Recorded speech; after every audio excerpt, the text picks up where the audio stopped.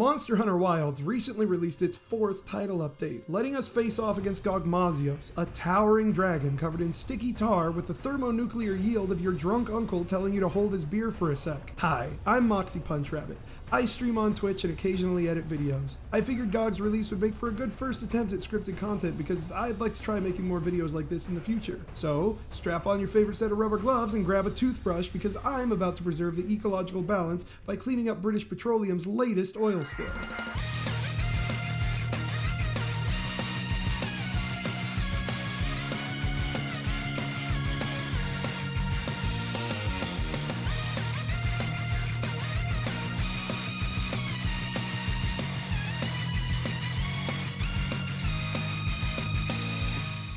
Gogmazios' release comes to us as part of Title Update 4, meant to be the last major content update for Wilds. I've got mixed feelings about this, as if you look at the history of title updates for the game, we've only had 2 real updates that weren't just the devs finishing things up that were probably meant to be in the base game, like the Grand Hub or the high-rank Zoshia fight. Either way, GOG's what we got, and I gotta admit, whatever, I went into this one pretty excited. Gogmazios is one in a long list of monsters that I haven't had the chance to hunt yet. I'm a 5th fleeter, which means World was my first Monster Hunter. Technically the demo for Generations on the 3DS was, but I bounced off of that really hard after touching what I could only describe at the time as the clunkiest controls I'd ever experienced in a game. Go easy on me. At the time I thought Dark Souls 1 was the pinnacle of action combat, and I hadn't even touched anything like Devil May Cry or Bayonetta yet. Before I can even post a quest for Gogmazios though, I gotta run through the quest line to find it. On loading into the game after the update, Eric makes mention that I should go speak to Olivia as the expedition has found an expansive cavern system under Azuz, one of the villages present within the Forbidden Lands. She lets us know that Werner has been a busy boy, mapping out a bunch of areas and thinks this cave might be a massive workshop that would have been used by the ancient civilization. This leads to one of the many walk and talk sessions that riddle Wilds' story. I spent most of it salivating over Eric in his cute wolf boy outfit, and eventually we see a cutscene of the new area we'll be fighting Gogmazios in. Stop to set up a campsite, hop on the Sacred, jump into the big hole, and speak to our guildmates. We find out from Werner that this place contains a big power junction that shunts energy around wherever it needs to go in the Forbidden Lands. We hear Eric panicking in the distance, and of course, hearing the call of a delicate twink, I rush over to find Gogmazios just sleeping in the cavern. How we didn't hear or see him before this exact moment, I have no clue. We can examine various parts of Gog and gain some insight from Eric on who, what, and how Gogmazios is. Gogmazios' presence beneath Azuz is a problem, one that we can't let idle around. This sticky dragon's got enough firepower to level the village, so we retreat for now to meet up with Fabius and form a plan of attack. Oh, the fancy power junction needs serious repairs too, so we have to fight this thing while Werner's working on it. A lot of walking, talking, and preparation ensues, and then we find out Gogmazios disappeared into thin air. For a brief second, I was wondering if they were making some of the PC issues canon. The team reconvenes, and Fabius announces this particular hunt will be performed by 8 hunters, 2 teams of 4. In gameplay terms, this means one team can have up to 4 players as usual, and the second team will always be NPC hunters. We head back through Azuz for what feels like the 4th time and speak to some NPCs that give you the lowdown on Gogmazios. When the tar on its body is hardened, fire damage can soften it up. Once he's nice and soft after you turn up the heat, dragon element damage will be pretty effective. This is one of the first fights I can think of that actually incentivizes you as a player to make use of taking out 2 weapons onto a hunt, the other being Thunder on Omega and Fire on the Nursilla it summons as part of its DPS check. The team all heads out to the big nexus, waiting for Gogmazios to show up. Werner's repairs consist of him sloshing around in a bunch of sludge on the ground. I suppose it's condensed milk or something like that, used to repair these junctions. Sure enough, Gogmazios shows up, and despite my game hitching like crazy during his reveal, it sure is a cool introduction. He's got this big angry face on the underside of his chin, and it's glowing with malevolence. Olivia steps in to protect Werner while he sorts out his repairs, and it seems like they're both gonna cart, were it not for Nadia intervening just in time. Our hunter sees an opportunity, snags some slinger ammo off of Gog, and blasts him in an effort to draw his attention away from Olivia and Werner. So, after all of that, we can finally hunt Gogmazios. after I abandon the quest so I can link up with my friend Gwyn in order to, hunt the giant monster in the cooperative giant monster hunting game. Look, I get what they're going for here. There's some decent narrative tension and build-up as part of the quest. Big sticky oil dragon with a ton of ancient civilization text stuck to it that does who knows what? That's cool! As much as people dog on Wild's storytelling, I think they did an alright job with most things throughout the game's story, though whoever came up with Wyvern Milk as a name needs a stern talking to. I know what you are! But it doesn't change the fact that I was immediately yoinked out of any of that tension and build-up when I needed to back out of the quest so Gwyn and I could link up. Hell, I could have SOS flared her in, but she would still need to back out of her own quest to join me anyway. Somehow we've ended up right back in the biggest issue with multiplayer in Monster Hunter World. Everyone needs to go on their own version of the quest. Everyone needs to see the first cutscene separately before they can join their friends. I thought this issue was fixed in Rise. Maybe that's being a bit uncharitable. All of Rise's cutscenes happen either before or after a hunt, and there's no real open world element where you're out there running around trying to find the monster to trigger the cutscene. The only reason I can think of for this backsliding is Wild's focus on the open world and the idea of immersing in nature, being able to walk directly out of the village or camp where you're doing your pre-hunt prep and just hunting the monsters. It's the next logical step forward for a game that's essentially Monster Hunter World 2.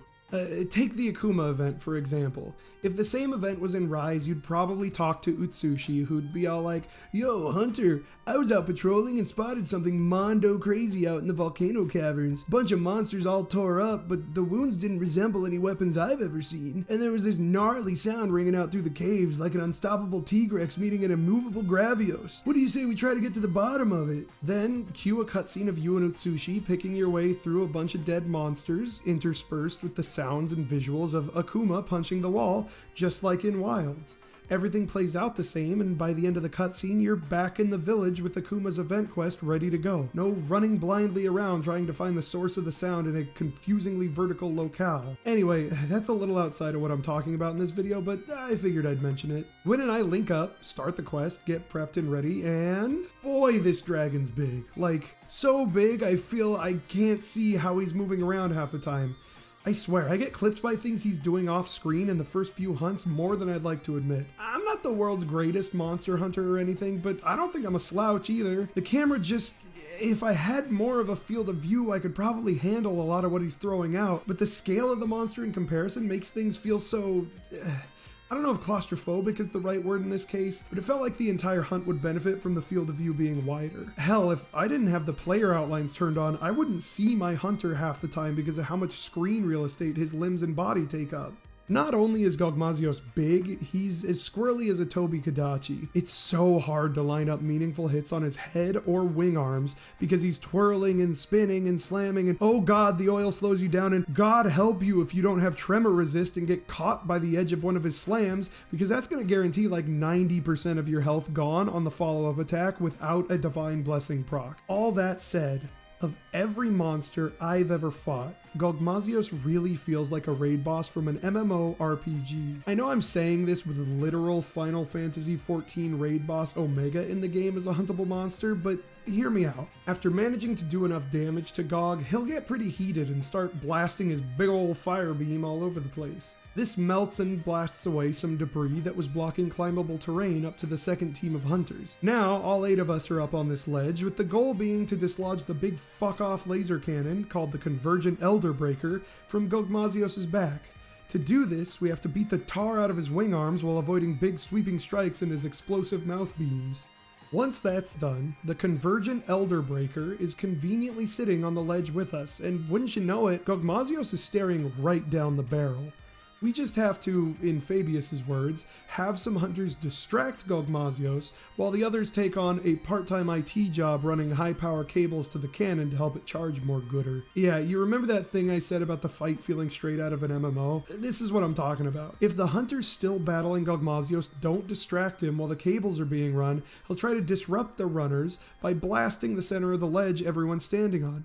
If you don't dodge in time, you're getting knocked over, and the cable that you've dropped starts spooling back into the slot you grabbed it from. Feels like a pretty standard tank keeps boss busy while other raid members do a mid-fight puzzle mechanic that you might expect from something like World of Warcraft. Firing the Convergent Elder Breaker is really cool at first. It's this screen-rending red beam that might as well put a hole through Gogmazios, and the sound design is but the longer I sit with the experience, the more I start to dislike this thing. It looks cool, sure, but then you see the damage number it does. 60,000? I know in the lore that Monster Hunter is more or less a post-apocalyptic setting. The ancient civilization were so much more advanced than the cultures we see and play as. Hell, they created the designs for the weapons our hunters use, relics of which were found by the current people and reverse engineered into production again. It's more or less the equivalent of a caveman finding an AK-47 and managing to make more of them. So I get it. The ancient civilization is and was far more powerful than our hunter could ever hope to be, but when all the fighting I've done so far against Gog is outclassed by this single beam doing 60,000 damage in one go, I don't know, it doesn't feel great. I don't mind having things like ballista and cannons contributing to damage during hunts. Using Rise as an example again, shooting Geismagorm off the walls he starts climbing, that's fine. It's a slight change in the tempo of the hunt that isn't mega intrusive in my mind at least. Maybe because the overall damage numbers are smaller, I don't know. I went and looked up Gog's health value, and common consensus seems to be that he's got about 410,000 health over the course of the fight. That means the Convergent Elder Breaker is doing about 15% of his HP in one go. If I wasn't the kind of person to look up how much health a monster has, I'd be wondering if the Elder Breaker is just a contrivance to script the change to the fight's third phase. On one attempt, I did hang back just to see what would happen if I didn't do any damage to him after knocking the gun free. It turns out just firing it doesn't start a phase change, so it's not as scripted as it might seem on the surface, at least in this phase, so there's that. Gog gets even more pissed and starts moving up and out of the cavern the fight starts in. The group gives chase on Sacred Back up to another arena, which is out in the open sky now, marking the beginning of Gog's third phase. This phase is a little bonkers. Gogmazios might as well be allergic to the ground with how much he's flying and spinning and twirling, blasting everything he possibly can while remaining frustratingly in the air. Some of these attacks feel unavoidable if you happen to be unlucky enough to get caught, even when dodging. My first instinct is to treat him like a misbehaving Rathalos and flash pot him out of the air and, Oh. So you're probably wondering how to knock Gogmazios out of the air so you can do meaningful damage, right?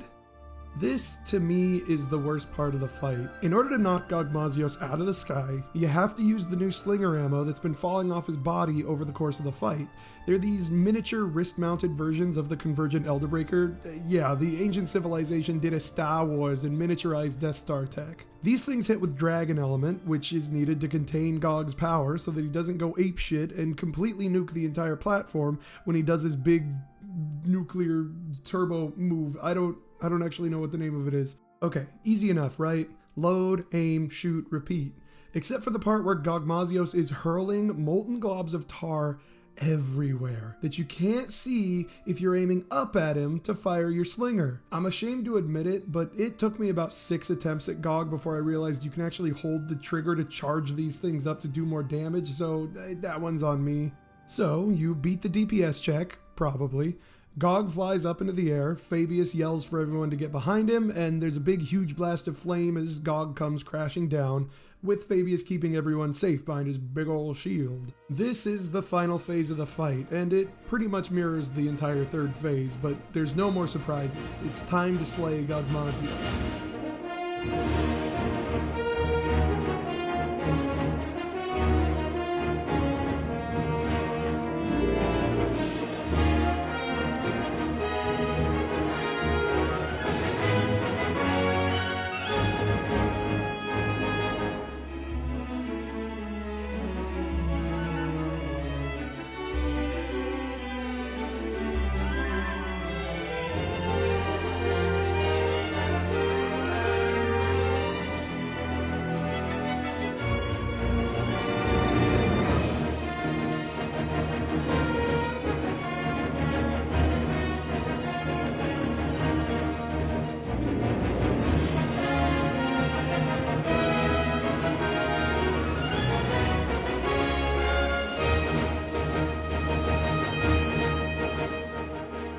So that's more or less the fight, and to be honest, I felt really unsatisfied. This is our big capstone ending to Wilds, a scripted cinematic fight where your main contributions only really serve to move Gogmazios onto his next phase. A fight where a solid 70% of the final phase has you not even using your weapon in favor of trying to hit Gog's wing arms to topple him for the briefest of moments so you can get a few swings in.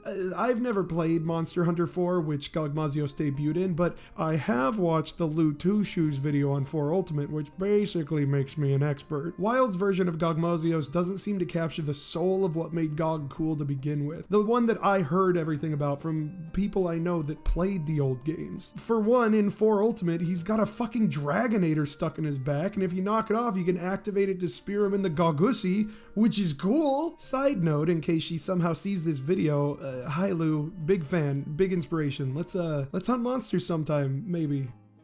Looking through my footage, most of my runs were done with Lance, Sword and Shield, and Greatsword, and I was having a hard enough time getting meaningful damage in with those. I can't imagine the frustration involved with using some of the more mechanic and buff heavy weapons like Charge Blade, Switch Axe, or Insect Glaive in this fight. I have to imagine the meter management on these weapons would be downright frustrating while also handling everything else Gogmazios is doing. So, after all that, what do we get to put these parts to use on? Well, the armor set's pretty solid. It's got a good spread of skills. The set bonus seems decent, and each piece of gear comes with an extra point of a different armor's set bonus. So you can do things like 4-piece Gog with the 2-piece of Rathalos, 2-piece Gog with 2 other 2-piece sets, things like that.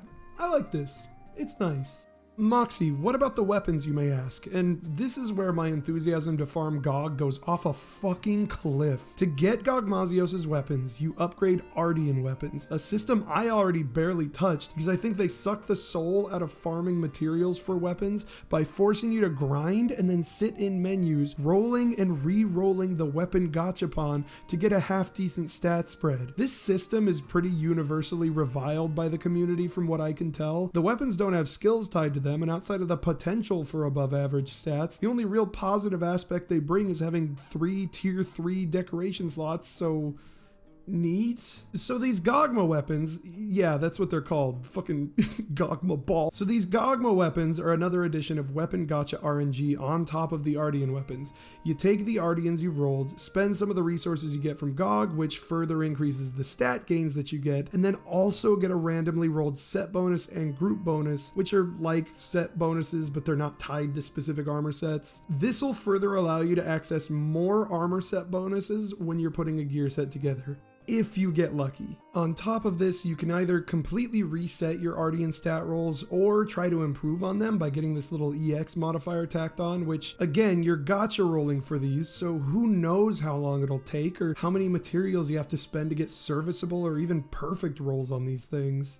That means there's, let's see, Ardian part farming, base stats, improved stats, set and group bonuses, 4 layers of gacha rolls on these weapons. This kind of thing turns Monster Hunter into fucking Menu Hunter, and I can't fucking stand it. I hate this system and how much it can swing between good or bad. This fight design, this slot machine menu RNG, these are not the things that enchanted me about Monster Hunter. Sunbreak has a similar system with the curious crafting on armor, but it's way less intrusive in my opinion. At least there, the material gathering is spread out among a greater number of the monster cast and not limited to 1 Elder Dragon. This system is the least fun thing I've ever experienced in a Monster Hunter game. Hell, it's the least fun I've experienced in gacha games I played, and I played a lot of those. I thought grinding for hunter tickets to make the highest tier of weapons in Wilds was rough, but I'd rather go on the endless grind for those than do anything with Gogma weapons. At least I know exactly what I'm grinding for with the tickets.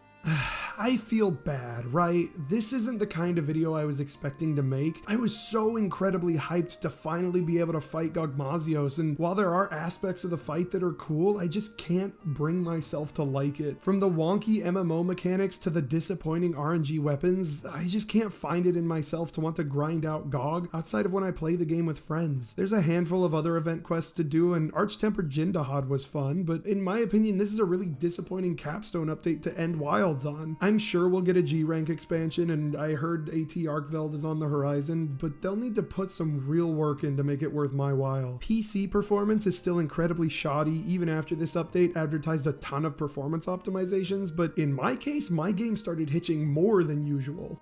I'm willing to believe I'm just burnt out on Wilds. My save file at the time of recording is at around 240 hours in, 260 if you want to count the 20 hours I spent in the first beta. My Monster Hunter Rise save file was probably around 300 hours by the time I was burnt out on it, and that's before the Amatsu and Primordial Malzeno updates. So I guess we'll see how I feel about Wilds in a year or so. Maybe longer. I've had an idea. What if I went back? Not to Rise, I'm talking way, way back. I never fought Fatalis in World. I never fought Gogmazios or Gormagala in 4. I never experienced Lagiacrus under the waves. I've never tried fighting monsters with my weapon controls bound to the analog stick.